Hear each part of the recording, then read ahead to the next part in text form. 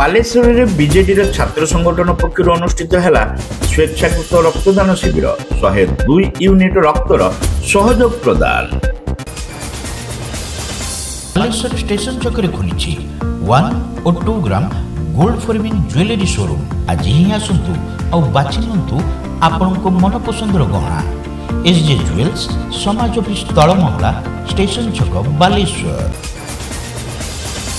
ସାମ୍ପ୍ରତିକ ପ୍ରଚଣ୍ଡ ଗ୍ରୀଷ୍ମ ପ୍ରବାହ ହେତୁ ବାଲେଶ୍ୱର ଜିଲ୍ଲା ରକ୍ତ କେନ୍ଦ୍ରରେ ରକ୍ତର ଘୋର ଅଭାବକୁ ଦୃଷ୍ଟିରେ ରଖି ବିଜୁ ଜନତା ଦଳର ଛାତ୍ର ସଂଗଠନ ପକ୍ଷରୁ ଏକ ସ୍ୱେଚ୍ଛାକୃତ ରକ୍ତଦାନ ଶିବିର ଅନୁଷ୍ଠିତ ହୋଇଯାଇଛି। ସ୍ଥାନୀୟ ବ୍ରିଟ୍ କଲ୍ୟାଣ ମଣ୍ଡପଠାରେ ଏହି ବିଶାଳ ରକ୍ତଦାନ ଶିବିର ଆୟୋଜନରେ ନେତୃତ୍ୱ ନେଇଥିଲେ ଫକୀରମୋହନ କଲେଜର ପୂର୍ବତନ ଛାତ୍ର ସଂସଦ ସଭାପତି ତଥା ବିଜେଡି ଛାତ୍ର ନେତା ହରେକୃଷ୍ଣ ପ୍ରଧାନ। आज जो रक्तदान शिविर आयोजन होती ब्रिट कल्याण मंडप में यार प्रमुख उद्देश्य होची हमको ब्लड बैंक तरफ सूचना मिलता है ब्लड बैंक बर्तमान रक्तर अभाव अच्छी और ग्रीष्मर प्रभाव चलती जेहेतु लोक मैंने ब्लड देवाई इच्छा प्रकाश करना प्रत्येक दिन ब्लड बैंक प्राय 100-150 यूनिट्र ब्लड दरकार होची जोटा थालेसेमिया पेसेंट और अन्य जो मैंने ऑपरेशन होती डेलीवरी होची विभिन्न केसेस दरकार होची केमिति लोक मान पाखरे ब्लड ठीक भाव में पहुँची पार चाहिदा मेटाई पार से आम गोटे प्रयास नहींचु और आमर दल जो विजु जनता दल से आम छात्र जनता दल विजु छात्र जनता दल से आमको निर्देश आसाला जे ब्लडर अभाव को देखिए गोटे आप कैंप करूँ तेणु आम आज करूँ बहुत संख्यार आज आम सहित नेतृत्व मैंने भी जोग देते पिला जो मैंने सब ब्लड डोनेट कर स्वेच्छा समस्त धन्यवाद जनइबी कृतज्ञता जनइबी और सबुठ धन्यवाद देवी मोर दल को और दलर नेतृत्व मान जो मैंने मत सपोर्ट करके आशीर्वाद करके आज कार्यक्रम को सफल करने मो हाथ रखिंट नहीं आज हूँ कार्यक्रम हूँ मेन मुख्य उद्देश्य हूँ समाज सेवा जे लोकों पाखे जो ब्लडर सर्टेज अच्छी थालेसेमिया अन्य जो मान ऑपरेशन होची से मेनली ब्लड पहुँचू तेणु जितेबाला आमर पिला सहित कथा से कहले भाई आप गोटे कार्यक्रम आयोजन करूँ तेणु आम समस्ते स्वेच्छा ब्लड डोनेशन करवा यह हूँ प्रमुख उद्देश्य लोकों पाखे केमती ब्लड पहुँचू। ବିଜେଡି ଜିଲ୍ଲା ସଭାପତି ତଥା ପୂର୍ବତନ ମନ୍ତ୍ରୀ ଜ୍ୟୋତି ପ୍ରକାଶ ପାଣିଗ୍ରାହୀ, ପୂର୍ବତନ ମନ୍ତ୍ରୀ ରଘୁନାଥ ମହାନ୍ତି, ପୂର୍ବତନ ବିଧାୟକ ସ୍ୱରୂପ ଦାସ, ଜୀବନ ପ୍ରଦୀପ ଦାସ, ସୁକାନ୍ତ ନାୟକ ଓ ସୁଧାଂଶୁ ଶେଖର ପରିଡ଼ା, ପୌର ଉପାଧ୍ୟକ୍ଷ କୈଳାସ ଚନ୍ଦ୍ର ସେଠୀ, ବିଜେଡି ଟାଉନ ସଭାପତି ମନୋଜ କୁମାର ରାଉତ, ସଦର ବ୍ଲକ ସଭାପତି ବସନ୍ତ କୁମାର ପଣ୍ଡା, ବରିଷ୍ଠ ନେତା ମହାଦେବ ଦାସ ପ୍ରମୁଖ ଅତିଥି ଭାବେ ଯୋଗଦେଇ ଶିବିରକୁ ଉଦ୍ଘାଟନ କରିବା ସହିତ ରକ୍ତଦାତାମାନଙ୍କୁ ଉତ୍ସାହିତ କରିଥିଲେ।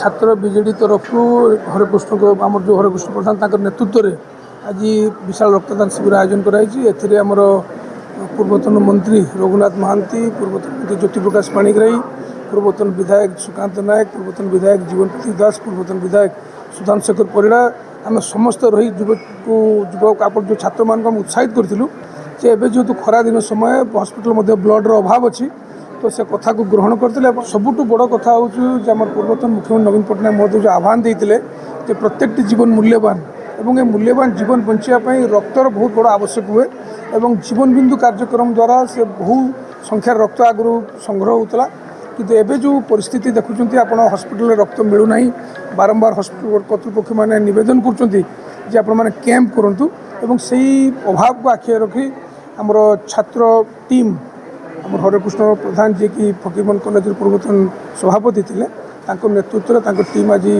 ବ୍ଲଡ଼ ଡୋନେସନ୍ କ୍ୟାମ୍ପ ଆୟୋଜନ କରିଛନ୍ତି। ମୁଁ ତାଙ୍କୁ ଅଶେଷ ଅଶେଷ ଧନ୍ୟବାଦ ଜଣାଉଛୁ ଏବଂ ଆମେ ଆଶା କରୁଛୁ ଏ କଣ୍ଟିନ୍ୟୁଅସ୍ ଏ କ୍ୟାମ୍ପ ଚାଲିବାର ଆବଶ୍ୟକ ଅଛି। ସମସ୍ତ ଆୟୋଜକ ବନ୍ଧୁମାନଙ୍କୁ ଅଶେଷ ଅଶେଷ ଧନ୍ୟବାଦ। ନିଶ୍ଚିତ ଭାବରେ ମୁଁ ଧନ୍ୟବାଦ ଦେବି ଆମର ଯେଉଁ ଛାତ୍ର ନେତାମାନେ ଆଜି ଏତେ ବଡ଼ ଯେଉଁ ରକ୍ତଦାନ ଶିବିରରେ ଏଠି ଆୟୋଜନ କରିପାରିଛନ୍ତି ଅତ୍ୟନ୍ତ ସଫଳତା ସହକାରେ ଏହି ମହନୀୟ କାର୍ଯ୍ୟ ପାଇଁ ତାଙ୍କୁ ମୁଁ ଧନ୍ୟବାଦ ଦେବି କୃତଜ୍ଞତା ଜଣାଇବି। ଆପଣମାନେ ଜାଣିଛନ୍ତି ଆମ ପ୍ରିୟ ନେତା ନବୀନ ପଟ୍ଟନାୟକ ମହୋଦୟ ସବୁବେଳେ ଜୀବନ ବିନ୍ଦୁ ଆନୁକୂଲ୍ୟରେ ରକ୍ତଦାନ ସଂଗ୍ରହ ଲକ୍ଷ୍ୟ ରଖିକି ବହୁତ ମହତ୍ କାର୍ଯ୍ୟ ସମ୍ପାଦନ କରୁଥିଲେ। ଏବେ ଆପଣ ଦେଖୁଛନ୍ତି ରାଜ୍ୟରେ ରକ୍ତର ଘୋର ଅଭାବ ଅନୁଭୂତ ହେଉଥିଲା ବେଳେ ଠିକ୍ ସମୟରେ ଆଜି ଖରାଦିନ ଏହି ସମୟରେ ଯେଉଁ ରକ୍ତର ଯେଉଁ ଆବଶ୍ୟକତା ଅଛି ତାକୁ ଲକ୍ଷ୍ୟ ରଖିକି ଆମର ଛାତ୍ର ନେତାମାନେ ଏହି ମହତ୍ କାମରେ ଆଜି ଯୋଗଦାନ କରିଛନ୍ତି ସେଥିପାଇଁ ଅଶେଷ ଅଶେଷ ତାଙ୍କୁ ଧନ୍ୟବାଦ। ବିଶେଷ କରି ହରେକୃଷ୍ଣ ବାବୁ ଏବଂ ତାଙ୍କର ବନ୍ଧୁମାନଙ୍କ ନେତୃତ୍ୱରେ ଏ କାର୍ଯ୍ୟ ଅତ୍ୟନ୍ତ ସଫଳତା ସହକାରେ ହୋଇପାରିଛି ସେଥିପାଇଁ ତାଙ୍କୁ ମଧ୍ୟ ମୋର କୃତଜ୍ଞତା। ଅନ୍ୟମାନଙ୍କ ମଧ୍ୟରେ କାଉନସିଲର କାର୍ତ୍ତିକ ସାହୁ, ଶେଖ ଆୟୁବ, ଅର୍ପିତା ପ୍ରିୟଦର୍ଶିନୀ ପଟ୍ଟନାୟକ, ମିରାଜ ବାନ, ସନ୍ଧ୍ୟାରାଣୀ ଜେନା, କବିତା ମୁର୍ମୁ, ଶଶିରେଖା ମହାନ୍ତି, ପୂର୍ବତନ କାଉନସିଲର ସଞ୍ଜୟ ବେହେରା, ସାକିର ଖାଁ, ସୁବୋଧ ମହାନ୍ତି, ରିତିକ ଜି, ଶେଖ ଅଂସର, ଦେବାଶିଷ ଦାସ, ନଳିନୀ ରଞ୍ଜନ ଦାସ, ଅତୁଲ ଶତପଥୀ, ଟାଉନ ଯୁବ ସଭାପତି ଉମାଶଙ୍କର ତିଆଡ଼ି, ଅଶୋକ ଦାସ, ଅଶୋକ ଆଢ୍ୟ, ବାଦଲ ଦତ୍ତ ପ୍ରମୁଖ ଉପସ୍ଥିତ ରହି ଶିବିର ପରିଚାଳନାରେ ସହଯୋଗ କରିଥିଲେ। रक्त केन्द्र अधिकारी डाक्तर बसंत कुमार उपाध्याय प्रत्यक्ष तत्वावधान में रक्त संग्रह कार्य संपादन होता। शिविर शेष सुधा मोट 102 यूनिट रक्त संगृहित होता।